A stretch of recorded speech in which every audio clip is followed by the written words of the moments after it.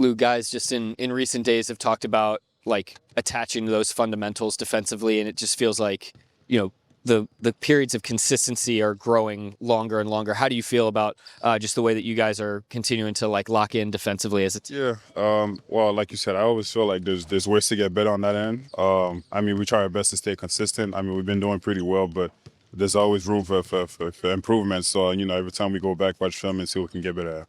Yeah, Chet said something the other day that I thought was interesting. He said, just because you have things that you need to improve on, that doesn't mean that the ceiling's falling down. Like, how much do you embrace during the course of a long 82-game season? Like, hey, we're looking for things to try to get better at over the course of the year. Yeah, I mean, we tell ourselves that all the time. Like, we don't want to get bored. We feel like, like Chet said, there's so many stuff to improve in. It's a little hard when you're already doing good, but there's always some stuff that you can get better at. Shaq was just named Defense Player of the Month. This comes after Kaysen was named Defensive Player of the Month. So it's 2 straight months for you guys. I mean, what does that say about you guys? Is how you guys take defense seriously and stuff? Yeah, I mean, we do take a lot of pride on that end on the floor. It says just by, the case being the first one and then Chet. I mean, I'm really happy for him. He's been doing great on that end of the floor. He takes a lot of pride.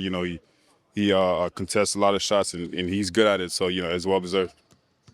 Speaking of player awards, Shea also was named Sports Illustrated Sports Person of the Year. As someone who's like super close to him, has been watching his growth over the course of his career. Just what have you made of his ability to improve on an already great career? Yeah, I mean it's great for him. I mean it's well deserved, obviously, with all the stuff that he did this past season. Shea, he's a grinder, he's a killer. I know he has way more coming, so I'm not surprised about this one. I won't be surprised to see many more.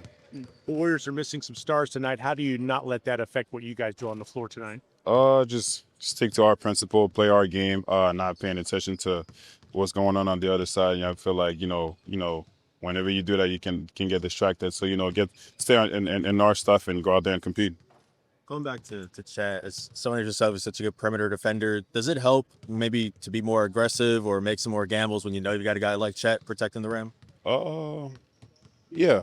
Obviously, yeah. And it's the whole team, and especially Chet. Having Chet in the paint, it's always tough to finish around a guy like that. So me being on the perimeter, it's a little easier for me to play a little more physical and gamble a little bit for the ball, and to send him to Chet in the paint. No Steph and no Jimmy Butler.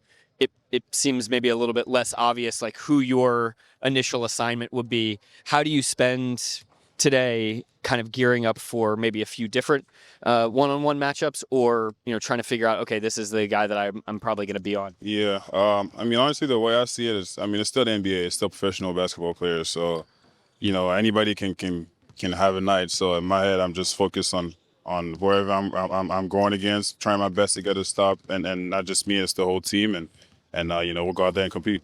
What do you remember about playing without Horford?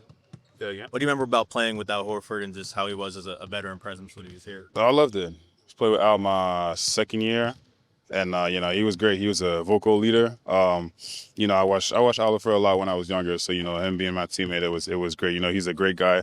Learned a lot of stuff from him on the court and off the court. So happy to see him tonight. Thank you. Thank you. Thanks, Luke. Thunder here in San Francisco to take on the Warriors, start of a 2-game West Coast swing. I've got J-Dub here alongside me. Dub, before I get started and delve into the game, the last time that we were here was about a month ago, and the day after the game, you got your jersey retired at Santa Clara. Yeah, I know you kind of had an initial reaction, but I just wonder now, being back here, being in the place where so many people believed in you early in your life, what does that honor mean to you, and what perspective do you have on it?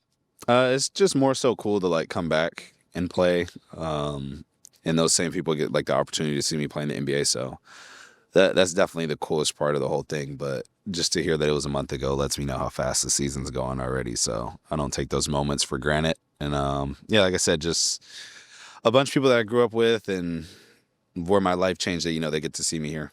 And this was also the site of last year's All-Star game. And I just wonder what, your reflection is on just how special maybe coming back here is. This place. You're putting together another outstanding campaign despite having missed some time. I think you got 6 or so, my bad, 15 5-5 games to this point. You just continue to do it all out there on the floor.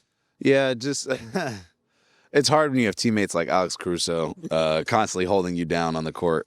Yeah, just trying to like fit in until, everything starts to really click, and just trying to find my way through the whole entire thing. But yeah, just trying to find different things to win. We're a really good team, so a lot isn't required of me, where I have to like force the issue all the time and do that whole thing, and just trying to get better each game. Yeah, what we see is intense energy level from you, though. I mean, it just seems like your motor never stops. Was that motor developed here in your time at Santa Clara, or is that something that you were kind of born with? A little bit of both. I think I would say it got enhanced when I got to college. I mean, I didn't come in starting, so it was more like a sense of urgency to get in the game and play. Excuse my teammates. I forgot over there. Yeah, excuse my teammates. No class whatsoever. Yeah, but I always had that motor. It just kind of got like more honed in. I'm gonna go get my water. It was more like, yeah, you guys get what I'm trying to say. And you guys started the new year here. Tell me about just how you feel the team is playing overall right now, and the ways that you continue to find things to improve upon over the course of a long 82-game season. It just seems like you guys don't get bored with the process. Yeah, just trying to find different ways to win. I think when you play so many games, you win in so many different ways. Like no win we've ever had has been the exact same. And good teams, we end up finding some of those similarities in how we won and add them to the campaign. And, every night's a new challenge. Every night, different guys are hurt, different guys are playing. So it's just so many variables throughout the season. It's hard for us to get bored, and we're always looking for ways that we can get better through those experiences. With that in mind, just lastly, three of the main engines for Golden State are out tonight. No Steph Curry, no Draymond Green, no Jimmy Butler.